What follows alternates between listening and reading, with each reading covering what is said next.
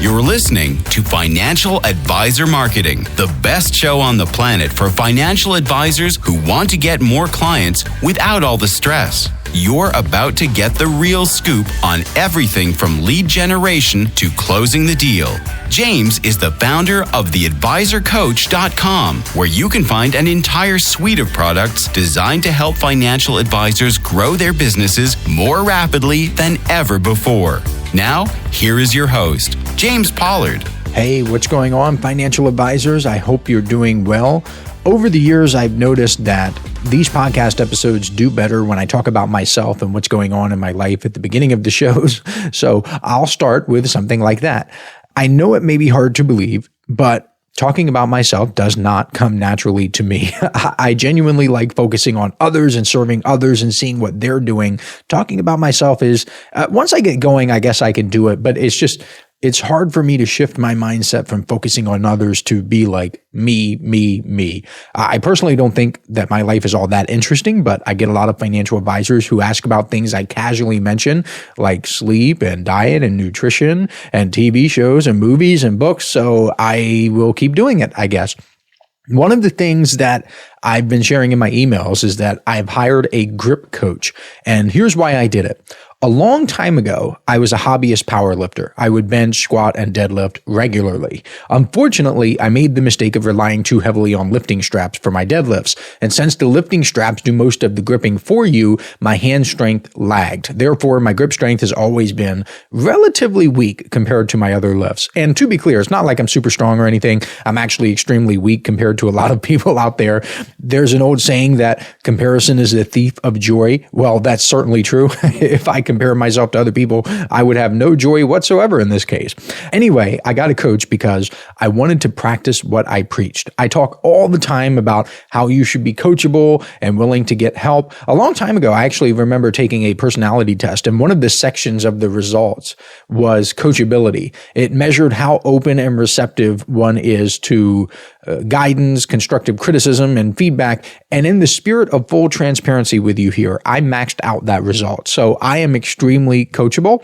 I say that because not everyone is. And goodness gracious, I've had to learn that lesson the hard way with stuff like my Inner Circle newsletter, because I've discovered that even though I give step-by-step marketing instructions on many topics, because I write in a buffet style where I talk a little bit about this, and a little bit about that, a little bit about this. I try to make sure there's something in there for all financial advisors, at least one thing that they can use. I mean, you wouldn't go to a buffet and have every single food item. You'd have a little bit this time, then you go back to the buffet, you have a little bit the next time. That is how I write.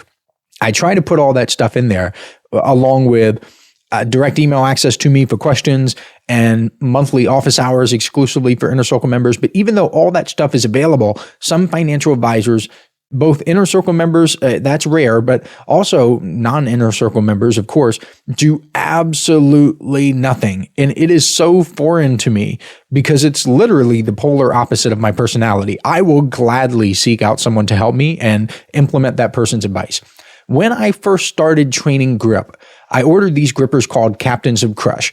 And that's a lesson by itself because they're considered the gold standard in grippers. And I believe that if you're going to do something, you might as well go for the best. You might as well go all out and give it your all. So I went with Captains of Crush. There are other grippers that aren't as good. I didn't want to start there. Anyway, Captains of Crush, their grippers come in different resistance levels. One is called their trainer, which they say has 100 pounds of resistance. Who knows how they come up with that number? There are different ways of calculating resistance, and it's just not 100, but we'll say it's 100 because that's what they market it as. They recommend that strong guys start with the trainer. And I found that I could rep that fairly easily with no problems. I mean, I was repping 20 plus on the trainer easily, like not breaking a sweat. Another level is their number one, which has 140 pounds of resistance. And they say you should be able to close that if you're already gripping, if you're involved in the grip world, if you have a strong grip. And I was able to rep that, but it was more difficult. The level above the number one is their number 1.5, which is 167 pounds of resistance. That was my sticking point, kind of, because even though I could close it, I could only do it a few times. And the level after the 1.5 is the number 2, which has 195 pounds of resistance, according to the people who sell Captains of Crush. They say in order to close the number 2, you need life-saving levels of grip strength. And I got really close. I was within a couple millimeters, but if you're in the grip world, you know that a couple millimeters might as well be the Grand Canyon because you're not closing it. So I could not close that one at all. That was my real barrier. Now back to me hiring a coach. I found this guy who has helped a bunch of people, mainly men, because the world of grip is disproportionately men, develop world-class grip strength. Not just really strong, but the strongest in the world. And I asked him what I should do. He told me what to do, and I did it. Literally, and this is a true story, and I have video evidence to prove this. It's time-stamped and everything. Within 2 weeks, I was able to close the number 2. So within 2 weeks, I had life-saving levels of grip strength because I found a coach and listened to him. I could have made excuses. I could have told myself that I'd figure everything out myself. I could have told myself that it would take too much time or money, but I did not do that. I didn't make any of those excuses. I simply asked, listened, and executed. I humbled myself. I knew that I didn't know anything about grip. I was brand new to the world, didn't know anything. I was kind of sort of, strong in certain cases, but I didn't say, oh, well, if I can deadlift more than the average man, then I should have a strong grip and I don't need to listen to this guy. I didn't do any of that. I just listened and I executed, right? Can it really be this simple? Yeah, I think so, especially when you consider that a lot of stuff is already figured out for you. If you're a financial advisor and you're struggling to get website traffic, then guess what? That is a solvable problem. If you're struggling to build your email list, then guess what? That's a solvable problem. If you're struggling to get more referrals from your existing clients, then guess what? That's a solvable problem too. The only question is this: are you willing to find someone who has the solution and listen to that person and implement the solution? You have to do all three. You can't just find someone. You can't just find someone to listen to that person. You have to also implement the solution. Now, wait a minute. Did I just subtly reveal the secret to creating good content, which is going to be in the title of this podcast episode? I guess I did. I won't beat around the bush anymore. Remember at the beginning of the show, I told you that these podcast episodes do better when I talk about my life and that financial advisors ask about the things that I mention along the way. Well, I gave those advisors what they wanted. Could that be the secret? Yes. I'll give you another example. Here's an email I received from a financial advisor. I'm going to read it to you now. After listening to your podcast for about a year, I finally became an Inner Circle member on November 29th. I finished the bonus material this afternoon and couldn't believe the sheer amount of value you give. Your video about your favorite lead gen ad got me thinking about my plans for 2025. I want to hone in on professionals in their 40s and 50s who are juggling retirement while putting their kids through college. The challenge I'm wrestling with is what kind of lead magnet or lead generation ad would be most compelling to them. Maybe I'm using those terms interchangeably when I shouldn't be. Should I focus on something tangible like a PDF guide, or should I aim for something more interactive? Very good words there, tangible and interactive, like a short video series. I know you've tested a lot of approaches, so I'd love to hear your perspective. I congratulated this financial advisor on finally becoming an Inner Circle member. I told him I hope to see him at an upcoming office hours session. I host office hours exclusively for Inner Circle members on the second Tuesday of every month from 11 a.m. to 1 p.m. Eastern Standard Time. We get together on Zoom. We chat about business, marketing, and life. It's a lot of fun. You don't have to stay the whole 2 hours. You don't have to come at all. It's truly for you. If you're an Inner Circle member, it is there for you. If you need anything, that is when I make myself available to you. I told him that he had a fantastic question, and here was my answer. A lead magnet is the thing that gets people to join your email list. It is the thing that you give them as a result of joining your email list. So I like PDF guides for this. I actually recently released one called 5 Marketing Moves Financial Advisors Should Make in 2025. And it looks like, as of now, it'll end up being the 4th or 5th best performing lead magnet I've ever created. If you want to download it, you can do so over at theadvisorcoach.com/moves. MOVES. Once again, that's theadvisorcoach.com/moves. I also like videos, but I'm not so sure I do a short video series. I've always liked doing long form videos because they allow you to build more trust, more credibility, and more rapport with your audience. What's funny is I actually talk about that in 5 marketing moves financial advisors should make in 2025. I talk about lead magnets and how they should be longer. So that's a very timely topic. Quite simply, I've noticed that there are more conversions more high quality conversions from long lead magnets than short ones.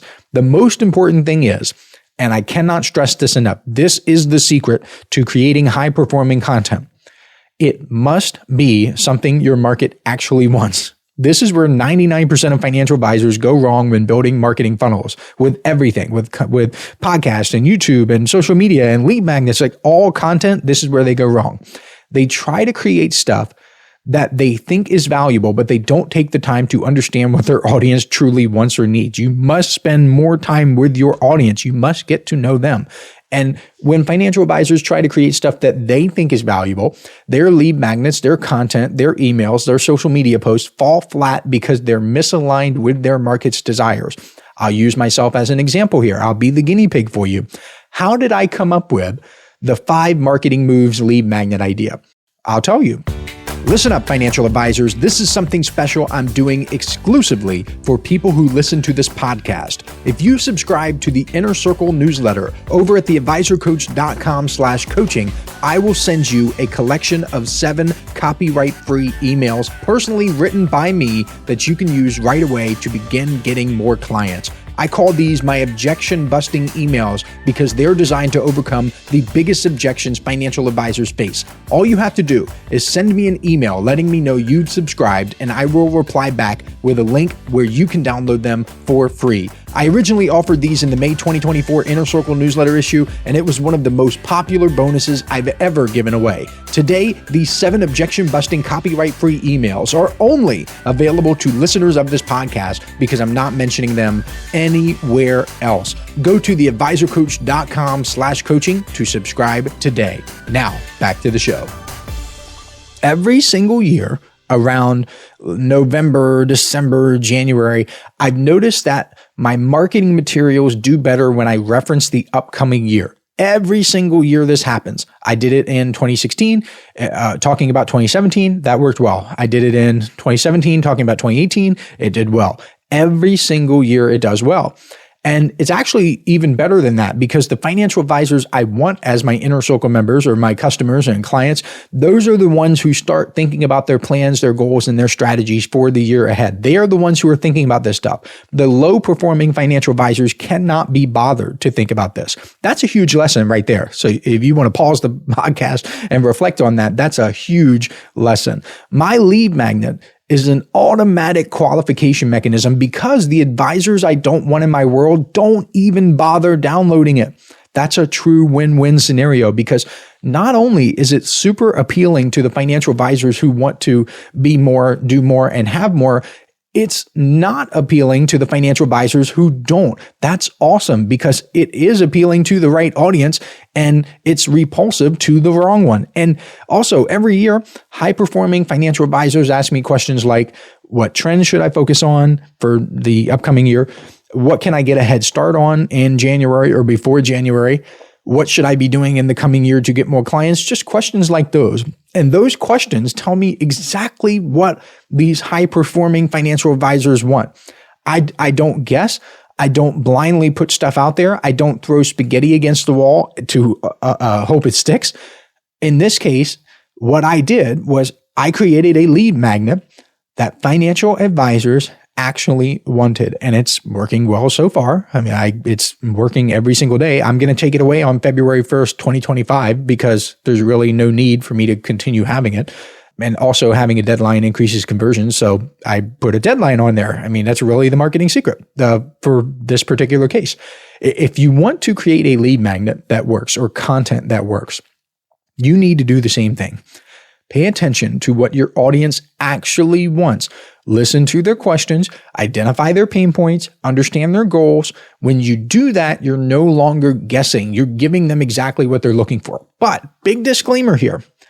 What they say they want And what they actually want can sometimes be two different things. For example, a lot of financial advisors say they want to grow. They say they want to build better businesses, but their actions suggest otherwise. This isn't just true for lead magnets. It applies to your entire marketing strategy. That's why this podcast title isn't The Secret for High Performing Lead Magnets. It's The Secret for High Performing Content. Whether it's a lead magnet or an ad or a blog post or an email, the most successful content you create will always be aligned with what your audience genuinely cares about. Now, let's circle back to the financial advisor who asked me about these lead magnets. So he's targeting professionals in their 40s and 50s who are juggling retirement planning with saving for their kids' college education. Here's what I told him. First, you have to ask yourself, what are their biggest concerns? For his target audience, it might be, how can I save for both retirement and college without running out of money? That's good, but that's a good test, right? I would test that. He could also do, am I sacrificing my future financial security for my kids' education? He could do, are there strategies to reduce college cost or maximize financial aid? Those are specific emotional pain points, and that's where your lead magnet should focus. If it were me, I would lean into the idea of sacrificing your financial future security for your kids' college education. But the point with this episode is that he must go to his market. I cannot do that. I cannot offer the right answer. I mean, I can give you ideas. I can point you in the right direction. I can be a guide, but I cannot be the market. If you are targeting divorced women, well, guess what? I'm not a divorced woman, so I cannot give you the right answer. I can tell you what I've heard. I can tell you what divorced women have told me. I can tell you what I've seen in tests, but I cannot be the market for you. You must go to your market. So if you're a financial advisor listening to this, I want you to think about your own business. What's something your audience really wants? What questions are they asking? What problems are they trying to solve? The answers to those questions will guide you toward creating content that not only gets attention, but also brings in the right people, the people who are willing to work with you, the qualified people. So go out there, put in the work, create something amazing. And if you need a little help along the way, well, that's what I'm here for. Actually, you know what? I was going to end the podcast episode there, but I want to go back to the qualification thing because I think that's something a lot of people don't understand. If you are a professional services provider, meaning you're spending time with your clients one-on-one, or you hire people, you have associate advisors who are spending their time that you're paying for, directly or indirectly, then quality should be a priority for you. And if quality is a priority, then qualification should be a priority, because every minute you spend with someone who isn't a qualified prospective client is a minute that you can't spend with someone who is. And your content should do a lot of qualifying for you. For example, I get asked all the time to either hop or jump on calls with people. I'm not sure why it's always hop or jump. Oh, and most of these calls are quick too, or at least that's what they tell me. They want me to hop on a quick call. I don't know where that came from, where the hop and the jump. Is it going to be skip next time? Let's skip on a call. Or I say no every time. Maybe refusing to hop on every single call that comes my way, maybe that's a bad business decision. I'm sure I've missed several golden opportunities, but maybe not. I still built a multi-million-dollar consulting business and other businesses while refusing to take a single unwarranted phone call. So who knows? I made the decision a long time ago that I was going to be in control of my time. Or as in control as I could be. You can't be 100% in control of your time because, well, depending on what you believe in, there are other forces outside of you that have more influence than you. I promised myself that I would not sacrifice my known variables for unknown variables. My marketing materials, ads, podcast, emails, etc., are known variables. I know what they will look like. I know how long they will take to create. And generally speaking, I know how well they will perform. Phone calls with random people are unknown variables. I don't know what they want. I don't know who's on the other line. I don't know if they're serious about doing business. It could be someone looking to pick my brain for free advice. It could be someone who isn't a good fit for what I offer. It could be someone who will waste valuable time telling me about his or her life story before ever getting to the point. It is an unknown variable. And let's face it, again, every minute spent on an unproductive call is a minute I'm not spending growing my business, creating content for financial advisors, or enjoying time with my family and just living my life. I've got a life too. Again, I'm sure I've missed some opportunities, but the overwhelming majority of quick calls that people want me to hop on are unproductive, and I will gladly let one great opportunity slip away if it means avoiding 1,000 terrible calls. That's why I designed my marketing to do the heavy lifting for me. What is this? It's qualification. My marketing is like an army standing at the gate. They're gatekeepers. They educate, they pre-qualify, they filter out people who aren't serious about working with me. By the time someone reaches out, that person already knows the value I bring. That person already knows me, already knows what I can do, already knows that I have a track record that's kind of crazy, honestly. And that person is ready to make a decision. I highly, highly, highly recommend this approach if you can stomach it. Yes, it's different. Yes, it's difficult. Yes, it takes time. But I haven't hopped on a quick call in years, and life is good. All right, now I'm going to end the episode. I am so excited for what 2025 has in store. And again, if you haven't downloaded 5 marketing moves financial advisors should make in 2025, then you can get it for free over at theadvisorcoach.com/moves, MOVES, like the marketing moves you're going to make in 2025. That's theadvisorcoach.com/moves. And I will catch you next week. This is thepodcastfactory.com.